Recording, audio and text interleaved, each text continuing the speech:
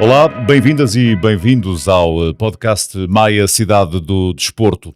Um podcast, dizia, com grande pedalada. Ainda mais na edição de hoje, que conta com um ciclista que, para além de outros triunfos, foi campeão de Portugal em estrada em 2008 e 2011 e ganhou a volta ao Algarve em 2006. Está connosco João Cabreira. João, bem-vindo. Muitíssimo obrigado por estar connosco. Podemos, se calhar, começar por 2006, até para que todos possamos perceber a ligação à Maia. Faz, sobretudo, pela equipa, certo? Sim, antes de mais, obrigado pelo convite, é um prazer estar aqui. Sim, a minha ligação à Maia vem de 2006, do ano que tive cá a correr, 2006 e 2007. Em 2006 era o meu segundo ano como profissional, tinha iniciado no Boa Vista, onde o primeiro ano não tinha corrido bem, tive um acidente no início do ano onde foi atropelado por um carro e a época não correu bem, e depois de 2006 era o ano de afirmação, porque tinha deixado muitas expectativas no que tinha feito no último ano de... Campeão de Portugal de Esperanças, não é? Exatamente, vencedor da Volta a Portugal de Futuro em 2004. E então havia ali uma grande expectativa daquilo que poderia fazer nos meus primeiros anos de afirmação, e 2006 foi um ano de excelência. Acho que foi o meu melhor ano na minha curta carreira como ciclista profissional. Acho que foi sem dúvida o meu melhor ano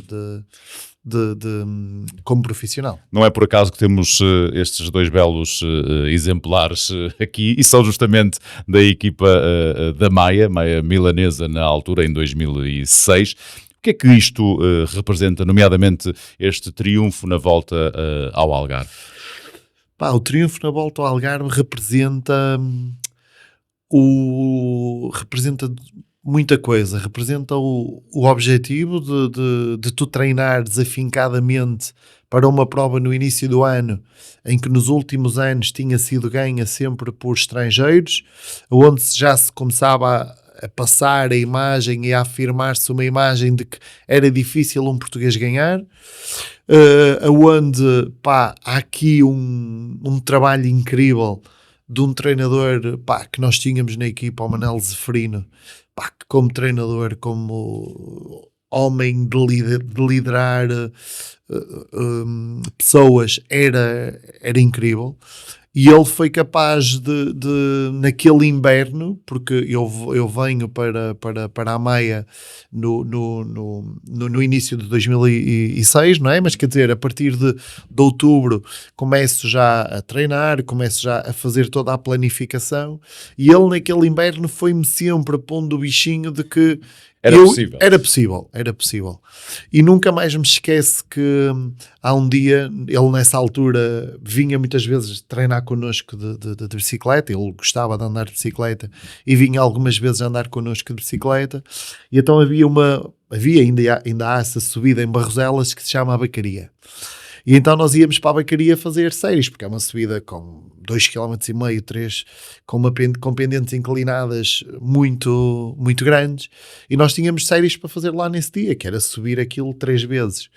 E então, enquanto nós subimos a primeira vez, ele, claro, ao ritmo dele, foi subindo, e na segunda série, quando eu passei por ele, e depois cheguei ao alto e desci, e ele desceu e disse-me: epá, tu vais ganhar a volta ao Algarve. E eu pensei, este gajo está-me a dizer isto só para me... para motivar, não é? E o que é certo é que aquela transmissão, aquele pensamento, aquela confiança foi passando. Eu só, nesse ano, existia a prova de abertura, onde eu vou correr e faço uma boa prova de abertura no início do ano. Há um prémio Costa Azul onde ele não me leva, para me proteger de quedas, e porque o prémio era para sprinters, não era ao meu jeito. E depois chega à volta ao Algarve e faz uma coisa incrível, que é, chega ao pé de um colega de equipa que era o Bruno Castanheira, que infelizmente já não está entre nós, e diz ao Bruno Castanheira: epá, o teu trabalho, porque era um ciclista experiente, já com 28, 29 anos, era um ciclista experiente, e diz: o teu trabalho é protegeres o João o Cabreira dentro do pelotão, portanto tu tens que andar com ele. E era engraçado ver outros colegas de outras equipas a brincarem e a gozarem com o... Que o Cabreira estava a proteger. Com o Castanheira a dizer, epá, já desceste de nível, agora andas aí com o gajo na roda e tal, e não sei o quê.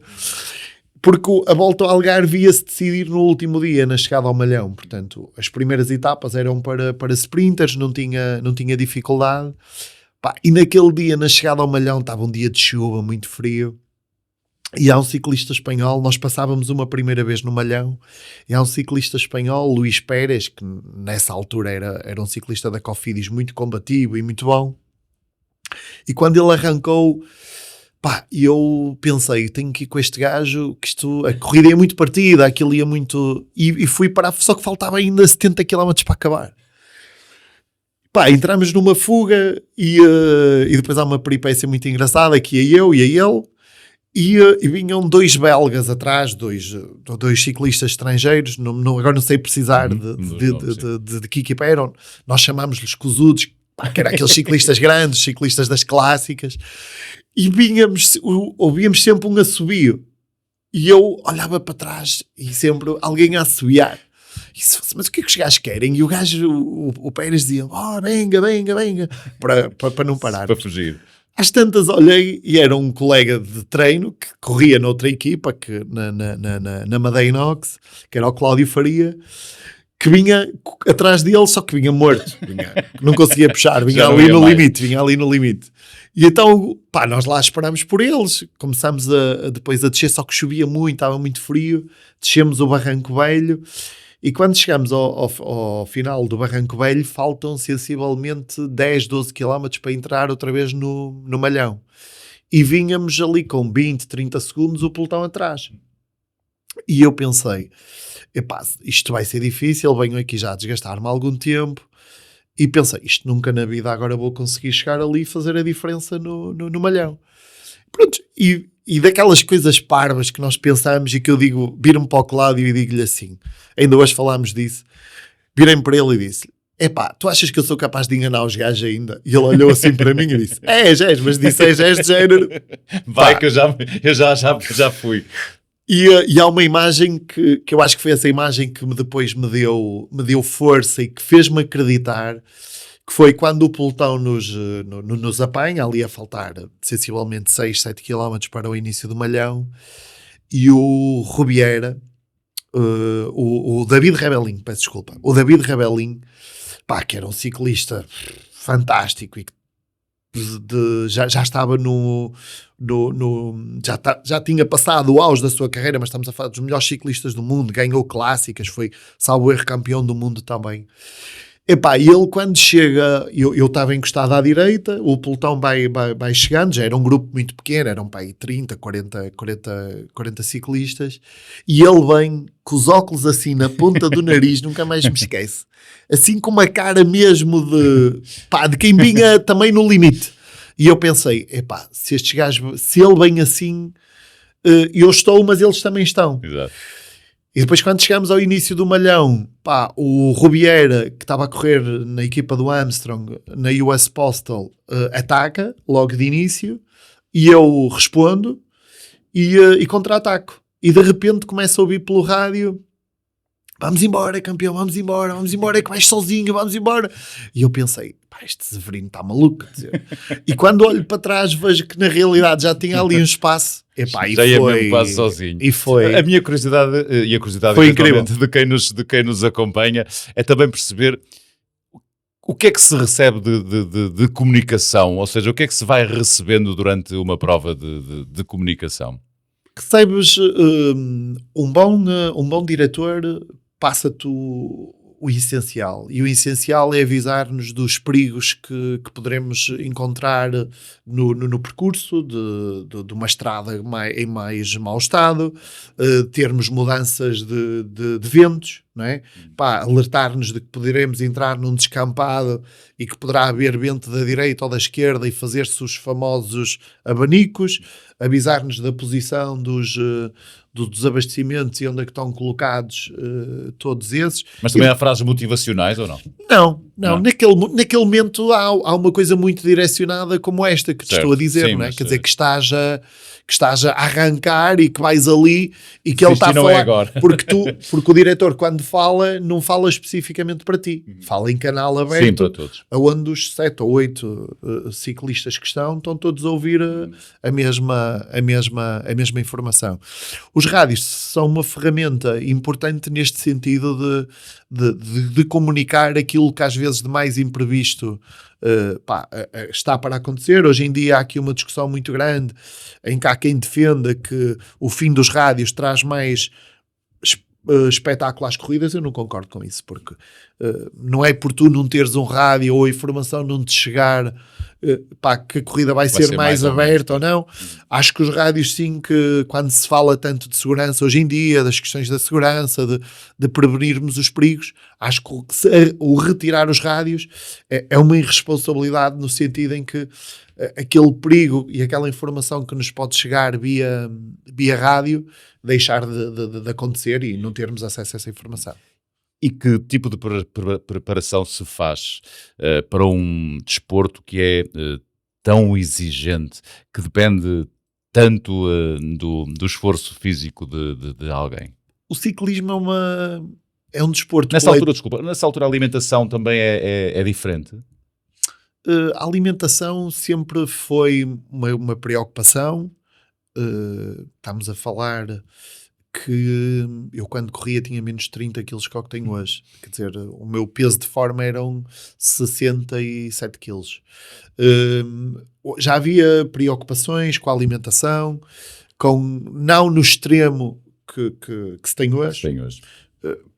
Que eu também tenho algumas dúvidas e questiono muitas vezes se vale a pena ser levado tão ao extremo, mas como também não estou na atividade... Para medir se tem a vantagem. Não sei, claro. Não sei. Agora, a vida de ciclista é um desporto coletivo, só se ganha de forma coletiva, mas é um desporto individual no sentido em que o ciclismo tem esta questão muito peculiar, que é, tu pertences a uma equipa, mas tu treinas sempre sozinho. Tu não tens ninguém que te controle o teu treino. Por exemplo, esta questão que eu te estava a contar há um bocadinho do Zeferino, de vir connosco, era porque nós tínhamos ali 4 ou 5 ciclistas que até eram de perto, uns de Barcelos, eu era da Póvoa, éramos 2 da Póvoa, tínhamos um que era da Trofa, e então nós juntávamos e íamos quase sempre treinar ali, quase sempre todos juntos. E o Zeferino, às vezes ia connosco, de bicicleta, umas vezes de carro, muito raro. Mas quer dizer, a maior parte da tua vida é feita... Tens um plano de treino, tens que o cumprir, e repara, e tu cumpres-lo pela tua responsabilidade, porque tu não tens ninguém que esteja ali a ver. Eu posso dizer, olha, eu fiz 4 horas, só fiz 2. Hoje em dia é mais difícil com a questão tudo controlado e tal, mas pronto. Mas quer dizer, era um bocadinho isto, percebes? Quer dizer, tu não tinhas ninguém que na realidade, te medisse ou que controlasse aquilo que tu fazias. É um desporto muito de resiliência, de responsabilidade, de tu chegares ali e dizeres, hoje está a chover, eu tenho este treino para fazer, hoje está calor, eu tenho este treino para fazer, hoje não estou tão bem disposto, mas eu tenho que o fazer. O ciclismo tem muito esta questão aqui de responsabilizar-te a ti próprio para poderes conseguir atingir os teus objetivos. E no final das etapas ainda há esse espírito de equipa, ou de facto há muito cansaço e pouco convívio? Não, no final das etapas já há sempre aquele espírito de equipa, de convívio. Claro que o pessoal, quando chegava da etapa, queria era chegar ao hotel o mais rápido possível, para lanchar, para tomar um duche, para ir à massagem, que era daqueles aspectos mesmo muito importantes e que é aquele momento que toda a gente espera, para depois poderes à noite estares ali um bocado a conviver. Nós tínhamos uma coisa muito gira, que era nós à mesa ninguém usava telemóvel. Ninguém usava telemóvel. E nessa altura usava-se muito menos telemóvel do que agora. E então uma das questões que nós tínhamos, quem usasse o telemóvel ou quem atendesse uma chamada, que poderia atender, pagava os gelados no fim de jantar, okay. ou o café. Tinha uma multa. Tinha a multa. E então e ninguém usava o telemóvel. Era uma forma de estarmos à mesa e de estarmos a falar uns com os outros, de estarmos a partilhar, de estarmos a discutir, às vezes, coisas menos boas que aconteceram, coisas que nós não fizemos tão bem, porque não fizemos tudo certo, e acho que esses momentos que são mesmo muito importantes, e é aí que tu crias realmente os laços de uma equipa. Os laços de uma equipa. E 2006 é a prova disso. Repara, a equipa da Maia de 2006, bem do fim de um ciclo fortíssimo da Maia, não é? De um investimento brutal, em que depois a equipa tem que se reestruturar e passa de um orçamento gigantesco para o menor orçamento que alguma vez tinha tido, aonde toda a gente achava que aquela equipa não ia fazer nada e que não íamos estar a discutir o que quer que seja, e o que é certo é que nós nesse ano fomos das equipas mais vitoriosas e ganhámos corridas com uma série de ciclistas que no início do ano ninguém dava nada por eles e ninguém acreditava. Portanto, foi ali o espírito, o querer, o acreditar, o espírito de grupo, aquela resiliência que acabou por nos conseguir levar a todos estes objetivos. Aquela camisola, jogo é da Volta a Portugal, em bicicleta, o Cabreira andou de amarelo, e falavas há pouco do facto de ser um desporto de equipa, mas também muito individual pelo treino, mas também pela superação. Li que em 2006 o João Cabreira foi o primeiro ciclista português de há 10 anos, portanto desde 95, que não havia um português a vencer a etapa da Senhora da Graça. É muita superação, não? Sim,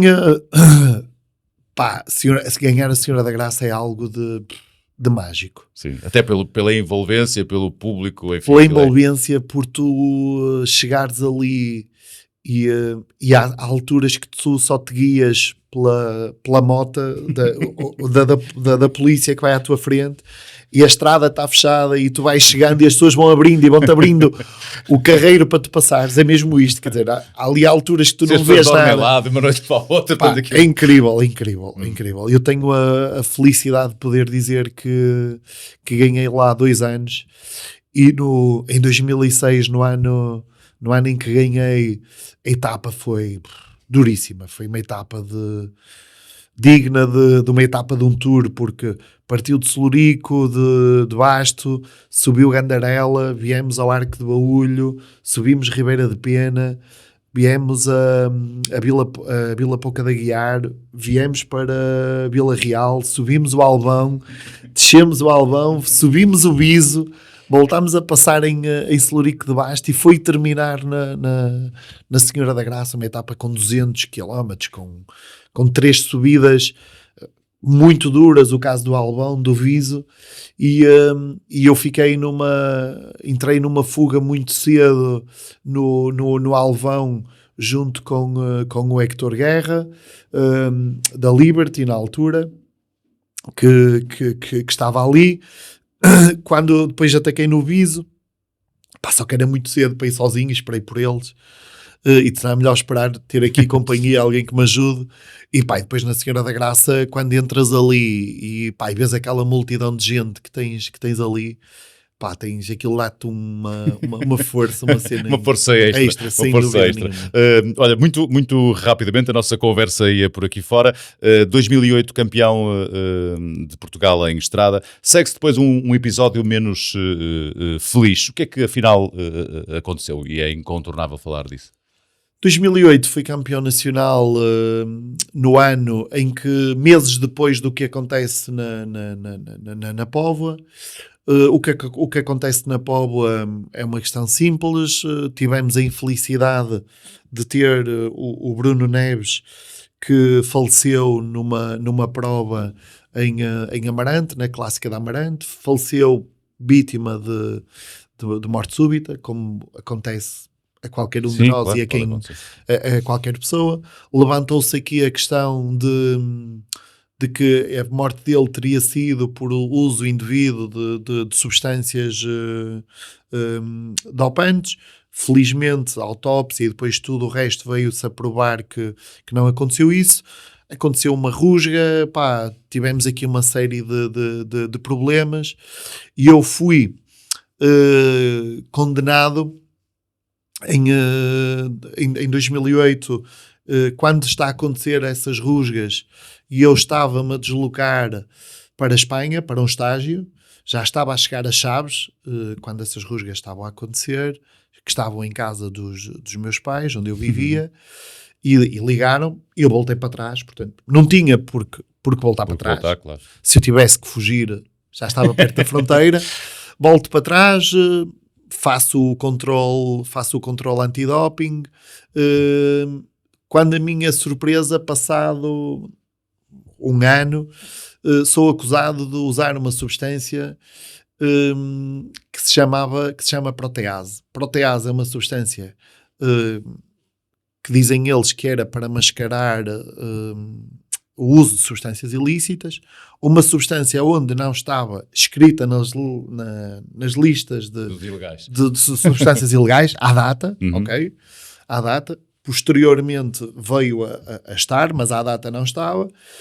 E eu fui o primeiro ciclista no mundo a conseguir uma proeza espetacular, que foi, depois, entretanto, isto recorreram para o TAS, nós recorremos para o TAS por causa desta suspensão, e aconteceu aqui uma cena muito gira, que é, eles tinham aqui duas questões, que era, ou acusavam uma data do controle, que foi a 18 de maio, e eu, isto já estávamos em 2010, portanto, eu em 2010 voltava a correr, a partir de maio de 2010, ou condenavam-me à data de março de 2010, que foi quando aconteceu a decisão do Tribunal do TAS na Suíça, e eu só corri em 2012, não é? Portanto, acabava ali a minha carreira.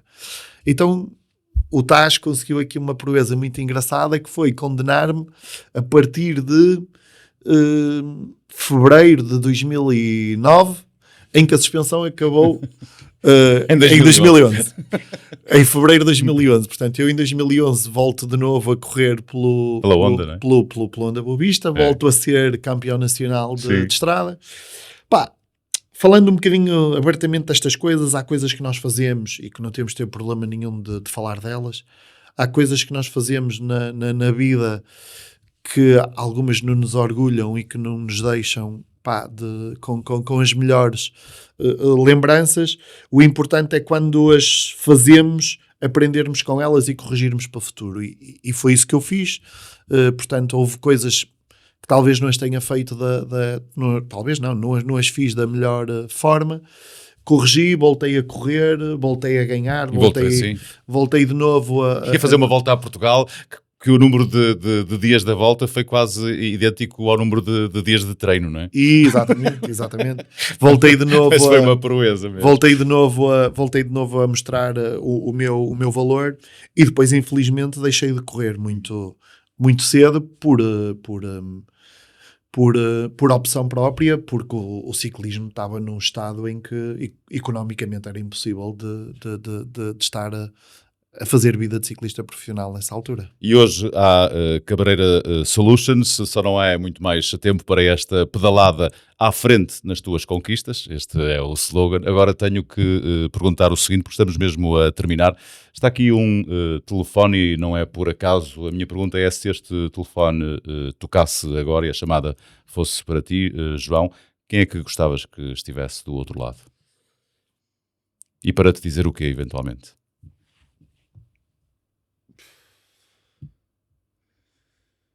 Não tenho, sabes que sou uma pessoa muito realista de sonhos, mas de sonhos que vais muito a pulso buscá-los. A questão da Cabreira Solutions é um bocadinho isso, é uma empresa que nasceu para organizar eventos de turismo ativo, em que felizmente estamos muito bem implementados no país e estamos a fazer um trabalho incrível. Não tenho... Talvez o sabariador da Câmara da Maia, o Hernani, a ligar para dar um abraço. Acho que ficava contente. Muito bem. Não vai ligar, mas fica dado o recado e eu depois transmito. Muitíssimo obrigado. E obrigado pela lisura e pela transparência na conversa. Assim termina também este podcast. Obrigado. Obrigado. Muito obrigado por ter estado desse lado. Não perca, no próximo episódio do nosso podcast vamos contar com João Gomes. Ao nível dos videojogos está mais desenvolvido o futebol, mas já há alguns de handball. Sim. Mas nós preferimos os de futebol ainda. Não perder o nosso podcast Maia, Cidade do Desporto.